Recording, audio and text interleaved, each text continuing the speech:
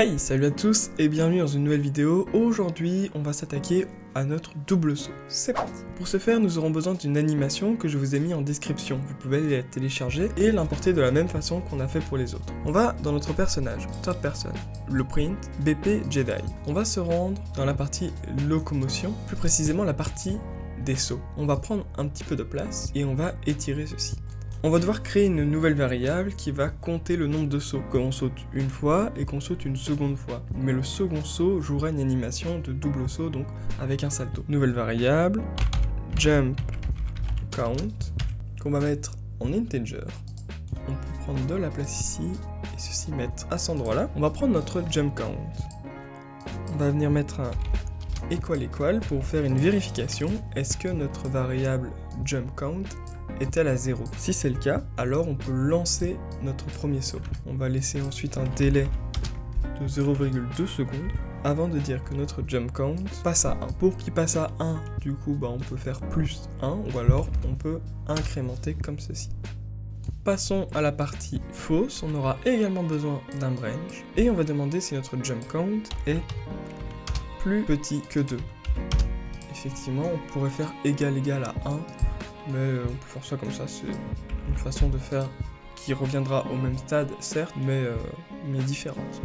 On va devoir créer une nouvelle variable qui va être canAttack. Alors, vous ne voyez souvent pas le rapport, et c'est tout à fait normal. C'est juste que quand on va faire notre double saut, on va jouer une animation de montage, et donc on va dire à notre joueur qu'on ne peut pas attaquer pendant qu'on fait cette animation-là. Donc, canAttack, joue ici.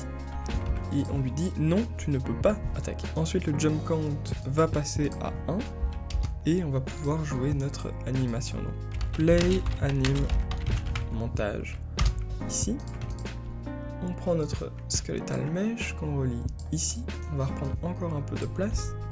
On va venir dans notre content browser, prendre cette animation, clic droit, créer anime montage et on la laisse comme ceci. On vient l'ajouter, on peut retirer la note, le commentaire, et on peut tirer ici pour mettre un launch caractère. La valeur qu'on va entrer dans le Z va définir la hauteur de notre second saut. Pour ma part, j'ai mis 1000 et c'est suffisant. Après, si vous voulez faire plus ou moins, vous allez devoir changer cette valeur-là. On va relier ici, en utilisant des root points bien sûr pour que ce soit plus joli. Et quand ce sera terminé, donc uncompleted, on va dire qu'on peut de nouveau attaquer. D'ailleurs, cette variable-là doit être toujours cochée d'entrée de jeu. Et là, on a fini notre double saut. Seulement maintenant, on doit venir dans l'attaque système et ajouter notre variable canAttack. On compile, on sauvegarde et on n'a toujours pas terminé. On va dans le caractère, mannequin, animation, ABP_mani.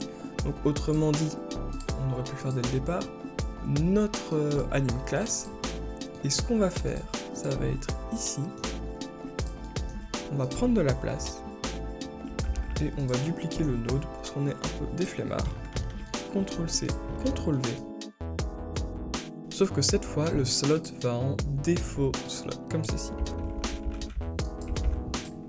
On compile, on sauvegarde, et maintenant on lance et on regarde ce que ça vaut. Donc, premier saut.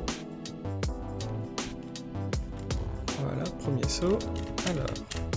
Alors, effectivement, j'ai oublié quelque chose, c'est à l'atterrissage. Parce que là, du coup, j'ai fait mon premier saut, donc il est passé à 1, j'ai fait mon second saut, et j'ai directement fait un double saut. Mais on doit être capable de le réinitialiser, et donc, pour ça, on a un event qui est tout sympa, qui est tout déjà fait, c'est event on landed.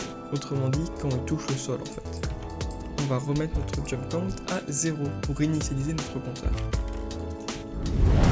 Alors, 1, 2,